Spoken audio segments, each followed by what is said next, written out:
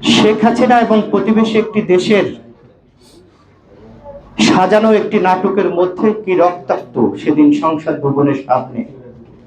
সেদিন তিনি chief whip ছিলেন, সেই চিফ হুইপ কিন্তু তিনি রক্তাক্ত হননি। সেদিন রক্তাক্ত হয়েছিল বাংলাদেশের গণতন্ত্র, সেদিন রক্তাক্ত হয়েছিল বাংলাদেশের মানচিত্র, সেদিন রক্তাক্ত হয়েছিল সংসদ ভবন, সেদিন রক্তাক্ত হয়েছিল জাতীয়তাবাদীর যারা আমরা রাজপথে থেকে লড়াই করেছিলাম তাদের হৃদয়ে রক্তক্ষরণ হয়েছিল।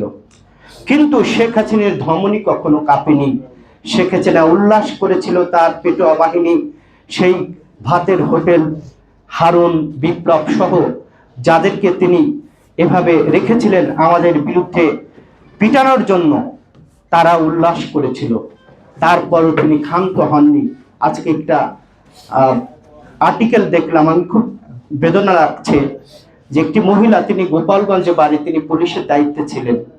বেগম খালেদা জিয়ার বালুর ট্রাক দিয়ে আটকিয়ে তিনি খালেদা জিয়াকে সেদিন মান অপমানমূলক কথা বলেছেন। দেশনেত্রী বিরক্ত হয়ে বলেছিলেন গোপালী, আজকে তাকেও ছ্যাক করা হয়েছে। এই ছ্যাক কিন্তু এখন আমরা চাই না। এই ছ্যাক যখন রাষ্ট্রীয় ক্ষমতায় বিএনপি এসেছিল তখনই আমরা চেয়েছিলাম যারা আমাদের উপরে অন্যায় অবিচার করেছিল, যারা পুলিশের পোশাককে কলঙ্কিত করেছিল, তাদেরকে জনসম্মুখে বিচারের আওতায় আনতে। কিন্তু কি কারণে আনেনি আমি জানি না, তবে আশা করব আগামী দিনে যারা পুলিশ প্রশাসন এবং অন্যান্য জায়গায় আছেন তারা তাদের বাহিনীকে কলঙ্ক করবেন না।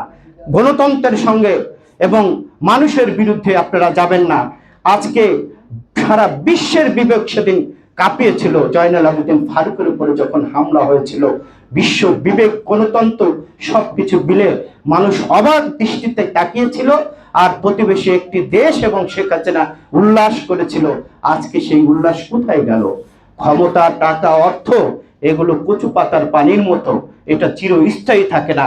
আমরা এখানে যারা আছি, আজকে আমাদের দল ক্ষমতা আছে বলেই আমরাও কিন্তু একটু ভাবতে হবে অতীতের কথা। আমরাও কারোর সাথে অন্যায় অবিচার করব না, এটা আমাদের মাথায় থাকতে হবে।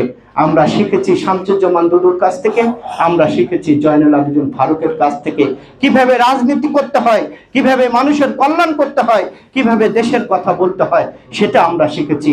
আমাদের লোভ লালসা, মন্ত্রী এমপি, এটা আমাদের কিছুই লাগবে না। আমরা শুধু মানুষ এবং দেশের কল্যাণে কাজ করে যাব, এটাই হোক আমাদের শপথ। সকলকে ধন্যবাদ জানিয়ে আমি আমার কথা শেষ করছি। আল্লাহ হাফেজ।